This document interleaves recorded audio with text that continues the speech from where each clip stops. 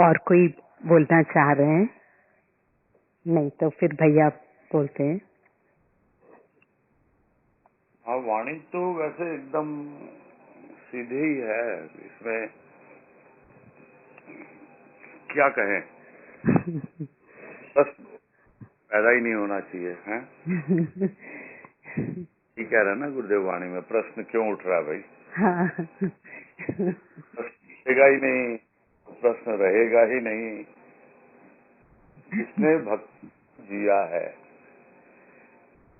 और भक्ति भी ऐसी वैसी भक्ति नहीं जिसको कहते हैं प्रेमा भक्ति, यानी पूरी तरह से प्रेम से ओतप्रोत हो। गोपियों की भक्ति जो थी वो प्रेमा भक्ति थी। भक्ति 9 प्रकार की बताई गई है, नवधा भक्ति। उसमें कई तरह के रूप इसमें ही आते हैं। आपके कृष्ण की भक्ति में भी आते हैं कई तरह के रूप। बाल रूप, बाल भक्ति होती है, सखा भक्ति होती है, तो ऐसे अनेक प्रकार की दास भक्ति होती है। तो अनेकों रूप है भक्ति के, 9 रूप हैं, उनमें से एक है प्रेमा भक्ति। यह जो प्रेम है इसकी महिमा है इस वाणी में। हमने उदाहरण सुना चुंबक का, मैग्नेट का। तो मैग्नेट खींचता है, सही बात है, लोहे को खींचता है। और हमने यह भी सुना कि लोहे के ऊपर किसी भी प्रकार का मैल नहीं होना चाहिए, किसी भी प्रकार का जंग नहीं लगा हुआ होना चाहिए, रस्टेड नहीं होना चाहिए, उसमें कोई खोट नहीं होना चाहिए, तब जाकर के वो मैग्नेट जो है वो लोहे को खींचता है। यह तो एक खिंचाव की बात ही है, लेकिन उस खिंचाव के पीछे जो एक आकर्षण शक्ति है, वो आकर्षण शक्ति जो है वो है प्रेम। और प्रेम एक ऐसी शक्ति है कि अगर आपके भीतर पूरी तरह से व्याप्त हो जाए तो फिर आपकी जो समस्त इंद्रियां हैं, यानी यहाँ जो गोपी, गो से मतलब इंद्रियों का भाव जब हम लेते हैं, तो आपकी समस्त इंद्रियां यानी कर्मेंद्रियां, ज्ञानेंद्रियां, ये स्वतः ही अपने प्रिय के लिए समर्पित हो जाती है, क्योंकि आपके भीतर वो प्रेम व्याप्त हो गया। आपके अंतःकरण में पूरी तरह से प्रेम ही प्रेम है। तो आप गोपी भाव में जी रहे हो और आपका कृष्ण यानी कि वो भगवान, वो परमात्मा आत्मा बनकर आपके भीतर विराजमान है। अब इनमें यानी इंद्रियों में और आत्मा में कोई दूरी रहती नहीं है, क्योंकि उस दूरी को किसने पाट दिया, यानी किसने पूरा कर दिया? उस प्रेम ने। अन्यथा प्राणी तो यही सोचता है कि कहाँ मेरा भगवान और कहाँ मैं। वो तो इतना महान है, इतना विराट है, और मैं इतना क्षुद्र हूँ, दीनहीन हूँ, मैं कहाँ उसके योग्य हूँ। किंतु जैसे ही प्रेम आता है, वो प्रेम इन सब बातों को भुला देता है। और यही प्रेम की पहचान है कि वहां पर छोटे बड़े का, गरीब अमीर का, इन सब बातों का कोई भी महत्व नहीं होता, या यूं कहें कि वो बातें ध्यान में ही नहीं आती हैं। वहां केवल प्रेम रह जाता है और कुछ इस प्रकार की अनुभूति होने लगती है प्राणी को कि बस कोई समझे कृष्ण बड़ा है, कोई समझे गोपियां बड़ी है, गोपियों पे तो बड़ी कृपा हो रही है, हम पर तो कोई कृपा नहीं हो रही है। तो आप प्रेम से ओतप्रोत हो जाओ, अपने आप को छोटा मत समझो, और यही पहचान है प्रेम की। गोपियां अपने आप को क्या समझती थी या नहीं समझती थी, वो कृष्ण को खींच पाती थी सबकी सब गोपियां, या कोई एक खास गोपी, इसका उत्तर तो वो गोपियां ही देंगी कि कृष्ण उनके पास आता था कि नहीं आता था। किंतु यदि हमारी समस्त इंद्रियां उस प्रेम के द्वारा संचालित हों, जो प्रेम हमारे अंतःकरण में पूरी तरह व्याप्त हो जाता है, तो अपने आप ही वो प्रेम और भाव हमें उस कृष्ण रूपी भगवान से, जो हमारे भीतर विराजमान है, उसका परिचय हमें दे देता है। तो प्रेम क्या है? तो मुझे तो भजन की लाइन याद आ रही है कि प्रेम क्या है, एक बस एहसास है। प्रेम क्या है? एक बस एहसास है, व्यक्त कोई भीतरी उल्लास है। बोध मिट जाता जहां अस्तित्व का, बोध मिट जाता जहां अस्तित्व का, कौन स्वामी, कौन किसका दास है। कौन स्वामी, कौन किसका दास है। यानी पता ही नहीं लगता कौन छोटा है कौन बड़ा है, और यह जब आता है तब अपने आप ही अगली लाइन व्यक्त हो जाती है। भेद की रेखा पुरानी हो गई, भेद की रेखा पुरानी हो गई, तीर मन की आनी जानी हो गई, सतगुरु की मेहरबानी हो गई। सदगुरु की मेहरबानी हो जाती है तो मन में ये रहती है थोड़ी बहुत कि क्या मैं गोपी भाव में जी सकता हूँ, क्या मैं उस प्रेम को अनुभव कर सकता हूँ।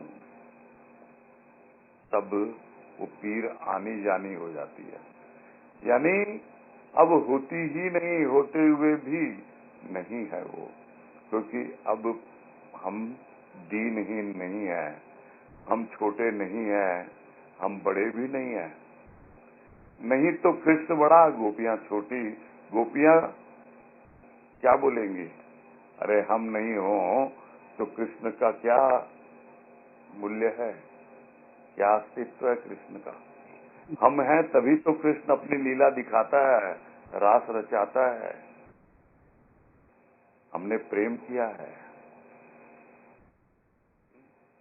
तो प्रेम की महिमा वही बता पाएगा जिसने प्रेम को शुद्ध रूप में अनुभव किया हो, पूरी शुद्धता के साथ। और वो जो शुद्धता है वो गोपियों के प्रेम में है। वहां कोई देह बोध नहीं है। उनकी इंद्रियां, गो यानी इंद्रियां पूरी तरह शुद्ध हो चुकी हैं उस भीतर के प्रेम के कारण। अब उनको जरा भी देहबोध नहीं है, शरीर का भान नहीं है। और जो कृष्ण है उसने ही उनकी यह अवस्था बनाई है। यह कोई शोचनीय अवस्था नहीं है, यह अवस्था बड़ी ही दुर्लभ होती है, साधारण प्राणी को मिलती ही नहीं है। तो सर्वप्रथम तो जितनी भी गंदगी है जो इन इंद्रियों के माध्यम से प्राणी एकत्रित करता है, क्योंकि यह एकमात्र देह बोध है जो हमारे प्रेम को विकृत करता है, इस प्रेम को वासना में बदल देता है, इस प्रेम को कामना में बदल देता है, इस प्रेम को लोभ में बदल देता है, इस प्रेम को मोह में बदल देता है, ममता में बदल देता है। यह देह है और कुछ नहीं है। और जिस दिन इस देह से लगी हुई इंद्रियां गोपी भाव में आ जाएंगी, यानी पूरी तरह उस प्रेम के द्वारा शुद्ध हो जाएंगी, तब हम बिल्कुल कह पाएंगे कि जब कभी हम प्रेम से उसको याद करते हैं तो अपने आप ही हमारा प्रभु प्रकट हो जाता है। ये गोपियां कहेंगी या भक्त कहेंगे कि जब भी प्रेम से उसको याद किया मेरा प्रभु वहां पे प्रकट हो गया। इसलिए यह दिखाने के लिए कि तेरा प्रेम शुद्ध है, निर्मल है, वहां सिर्फ उसकी उपस्थिति ही पर्याप्त है। तो यह तो जब तक उसका साकार रूप रहता है तब तक, और एक बार जब उसका निराकार रूप यानी प्रेम और भाव जब आ जाता है जीवन में, तब जैसे ही प्राणी प्रेम और भाव से आप्लावित हो जाता है, पूरी तरह सराबोर हो जाता है, अपने आप ही देवबोध से ऊपर उठ जाता है। अब एक ओर कृष्ण यानी भगवान और दूसरी ओर ये गोपियां यानी इंद्रियां, ये दोनों की दोनों उस प्रेम में समाहित हो जाती हैं और भीतर वृत्तियों का रास रचने लगता है, नृत्य होने लगता है। तब समझ में आता है कि ये कैसे प्रारंभ हुआ। अरे मेरे सदगुरु ने क्या करी, होठों पे धारी बानी बसुरिया, नाचे वृत्ति होके बावरिया। ये भी भजन की लाइन है कि होठों पे धारी बानी बसुरिया, नाचे वृत्ति होके बावरिया। राग सुनाकर द्वेष मिटाकर सबके हिव में रास रचावे, प्रभु निज ही अपनो गुण गावे। ये प्रभु अपने आप ही अपना गुणगान कर रहा है। ये कृष्ण अपने आप ही बांसुरी बजाकर सारी की सारी गोपियों का आह्वान कर रहा है और प्रेम से सराबोर करके हमारी वृत्तियां रास रचाने लगती है, नाचने लगती है, प्रसन्न होने लगती है, आनंदित होने लगती है। तो यह अवस्था किसी और से पूछने की जरूरत नहीं है। गोपी भाव में जिए और अपने आप से पूछें, तब हमें अपने आप ही उत्तर मिल जाएगा। नहीं तो अक्सर होता क्या है, जो प्रेम करने वाला होता है, प्रेमी जो होता है, वो जिससे प्रेम करता है यानी जो प्रेमास्पद होता है, उससे पूछता रहता है, अरे मैं तो तुमको इतना प्रेम करता हूँ, क्या तुम भी मुझे इतना प्रेम करते हो? पूछने की जरूरत नहीं होती है। तुम्हारा अंतःकरण ही उसका साक्षी है। यह उत्तर दिया था बाबा ने मां बनासा को, जब उन्होंने कहा कि हम तो अपना सर्वस्व भगवान को सौंप चुके, हम तो उससे बहुत प्रेम करते हैं। अब भगवान ने भी हमको अपनाया कि नहीं अपनाया, वो हमसे प्रेम करता है कि नहीं करता है? तो बाबा ने इतना ही कहा, अपने अंतःकरण से पूछो वही उसका साक्षी है, उसको पता है, तो उत्तर मिलेगा, भीतर से आएगा उत्तर और प्रश्न शांत हो जाएगा, सब मालूम पड़ेगा और फिर वो प्रश्न पैदा ही नहीं होता। अक्सर हम एक प्रश्न पूछते हैं, फिर दूसरा पूछते हैं, तीसरा पूछते हैं, प्रश्नों की झड़ी लग जाती है। लेकिन एक बार उसने हमें यह अनुभव दे दिया तो फिर अपने आप भीतर से उमड़ेगा। तो कौन से एक उसका था, लॉजेंस का ऐड आता था, कहते थे दोबारा मत पूछना, एक बार अनुभव पा गए ना, दोबारा मत पूछना कि मैं तुमसे प्रेम करता हूं या तुम मुझसे प्रेम करते हो, बस तुम प्रेम में जियो। यही इस वाणी में गुरुदेव कहना चाह रहे हैं। फिर प्रश्न रहेगा ही नहीं, उत्तर मिल जाए और तुम्हारे भीतर ही कृष्ण छिपा है, तुम्हारे भीतर ही गोपियां हैं, तुम्हारे भीतर ही रास रच रहा है और अपनी भक्ति को तुम पूरी तरह से प्रेम से सराबोर कर दो। उस प्रेमा भक्ति की महिमा को समझो जो कृष्ण ने लीला लेकर के दिखलाई और अब तुम अपने भीतर सूक्ष्म में उसकी अनुभूति पाओ। ये वाणी हमें उसी के लिए प्रेरित कर रही है। ये तो ऐसा ही कुछ लग रहा है। हाँ भैया, बहुत सुंदर, बहुत सुंदर व्याख्या हुई, बहुत सुंदर विश्लेषण।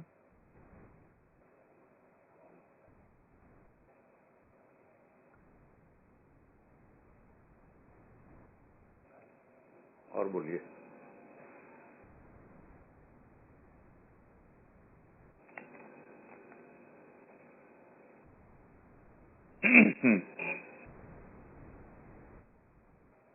भैया मैं आनंद पथ का विश्लेषण का बोलना चाहती हूँ सबको कि आनंद पथ गुरुदेव की एक दूसरी पुस्तक है, पहली बाबा वाणी और दूसरी पुस्तक आनंद पथ है। ये इस पुस्तक का विश्लेषण भैया कर रहे हैं जूम पे, मैं लिंक भेज दूंगी। और वो यहाँ, वो इंडिया का 1 बजे का दिन का टाइम है, यहाँ पे रात होगी, पर अगर कोई सुविधा हो, कोई करना चाहे तो अटेंड कर लेंगे इसको। 1 घंटे का होता है। हाँ, 1 घंटे में करीब 40 मिनट होता है विश्लेषण और 20 मिनट जो है वो उसके ऊपर में कोई जिज्ञासा है, कोई संशय है, उसको दूर करने के लिए होता है। जैसे आप लोगों के साथ कॉन्फ्रेंस में हम किया करते हैं। हाँ कि अब जैसे हो गया है मोरलेस वाणी का, अब लगभग मिनट हमारे हाथ में है तो हम इसके बारे में बात कर सकते हैं और आप लोगों के साथ ये फ्रीडम है कि आप कोई और टॉपिक भी डिस्कस कर सकते हो।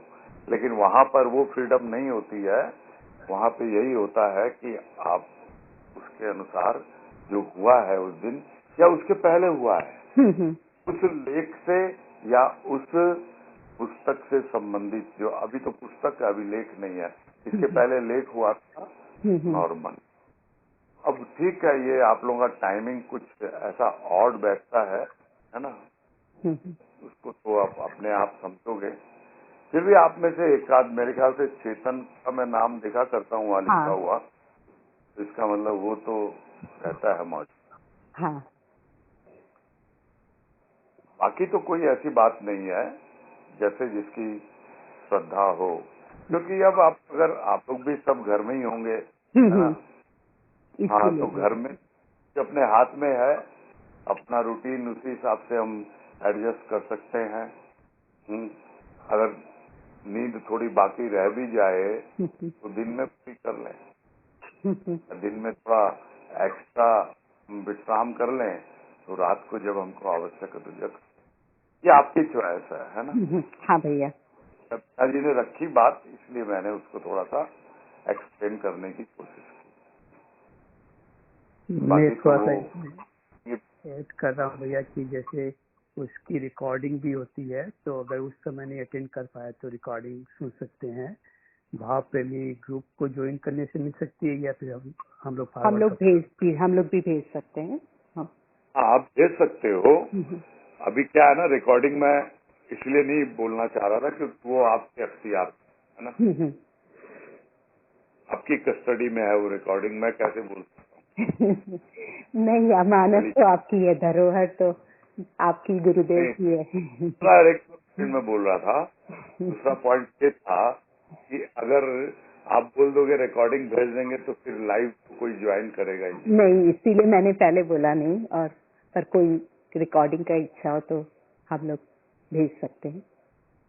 हाँ जी, वो जिसकी जैसी चॉइस हो, कोई प्रॉब्लम नहीं है ना।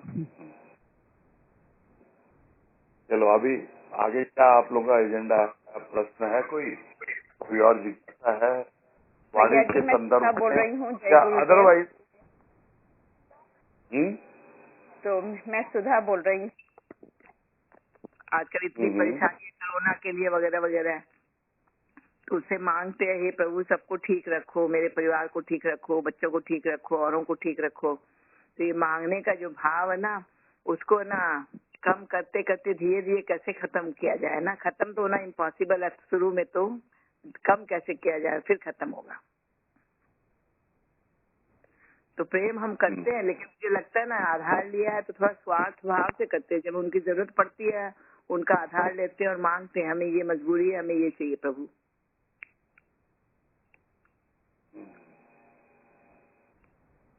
हाँ, ये बड़ा ब्रॉड टॉपिक है एक्चुअल में, और इसका सारांश इतना ही है, सार में अगर समझना है तो। बड़े थ्योरेटिकल लग सकती है बातें, लेकिन वास्तविकता तो यह है कि मांग तब तक ही बनी रहती है जब तक हमारी मांग भरी नहीं जाती है। मांग भरने से मतलब क्या होता है कि हमारी जो आत्मा है वो कुंवारी है, और जिस तरह कन्या की मांग भर दी जाती है तो वो कुंवारी नहीं रहती है, उसका विवाह हो जाता है, उसको पति मिल जाता है। वैसे ही हमको अपना प्राण पति मिल जाता है, और एक बार जब विवाह हो जाता है तो फिर पति से कोई मांगना पड़ता है। आप माँ का उदाहरण ले रहे हो तो बच्चे का है वो रूप। अभी थोड़ा और हम बड़े होंगे, थोड़ा और प्रेम को उसके जिएंगे। प्रेम तो माँ और बेटे का भी है, प्रेम जो है मित्रों में भी है, सखा के साथ भी प्रेम होता है। किंतु जो प्रेम बराबरी वाले में होता है, वही तो था ना, कौन स्वामी कौन किसका दास है। यानी कि जो प्रेम पति पत्नी में होता है, समझने के लिए भौतिक रिश्तों के द्वारा, ये हमको समझ में आना चाहिए, जिसको कबीर दास ने अनुभव कर लिया। क्या क्या कहा? यही कहा, राम मेरो खसम, मैं राम की बहुरिया। बहुरिया मतलब बहू हूं, मैं उसकी पत्नी हूं, लेकिन अभी भी कुंवारी है ये कन्या। जब मांग भर दी जाएगी तब वो बिल्कुल निश्चिंत हो जाएगी, और नहीं तो क्या होता है, उसके पहले रहती है मांग, बनी रहती है, ये चाहिए वो चाहिए। लेकिन जब पूरी तरह से समर्पित हो जाता है जीवन, कि अब वो मेरा ख्याल रखेगा ही रखेगा, जो भी मेरी आवश्यकताएं हैं, चाहे वो भौतिक जीवन में हो, चाहे वो आध्यात्मिक जीवन में हो, चाहे छोटी हो चाहे बड़ी हो, किसी भी प्रकार की मेरी जो जरूरत है वो मेरा पति पूरा करेगा। ठीक है, आजकल वर्किंग वुमन का जमाना है, तो हम भी कुछ करें, हम भी कुछ पुरुषार्थ करें, थोड़ी कमाई हम भी करें, और जब जो आवश्यक है वो अपने आप पूरी करेगा। तो दोनों चीजें साथ साथ चलती है। थोड़ी हमारी कमाई होती है तो वो पूरी होती है उससे, और वो हमारा ख्याल पूरा रखता ही है। लेकिन उसके लिए बहुत आवश्यक है कि हम पूरी तरह उसके प्रति समर्पित हो जाएं, क्योंकि समर्पण जो है कोई भी कन्या हर किसी के सामने करती नहीं है, एकमात्र पति के सामने ही समर्पण करती है वो। और जब समर्पण करती है तो समझ लेना चाहिए कि हमने उसको अपना सर्वस्व मान लिया है। सिर्फ शब्दों में ही वो हमारा प्राणपति नहीं है, वाकई में वो हमारे प्राणों का पति है, हमेशा हमारा साथ निभाएगा। तब जाकर के मांग जो है वो छूटती है, अन्यथा बनी रहेगी मांग। हम सीख सकते हैं जैसे अब प्रभु से हम लोग भौतिक चीजें नहीं मांगते हैं कि गाड़ी बंगला चाहिए, नौकर चाकर जन चाहिए, ऐसा नहीं मांगते अब ना।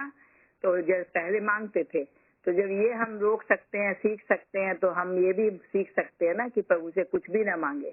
तो ऐसा हो सकता है कि हम नहीं मांगेंगे, उसको इवेंचुअली सामने पूरा समर्पण कर दें। मेरा तो ये फार्मूला यही है कि समर्पण कुछ और नहीं होता है, पूरी तरह से आप अपने आप को जो कुछ भी हो समभाव में आकर।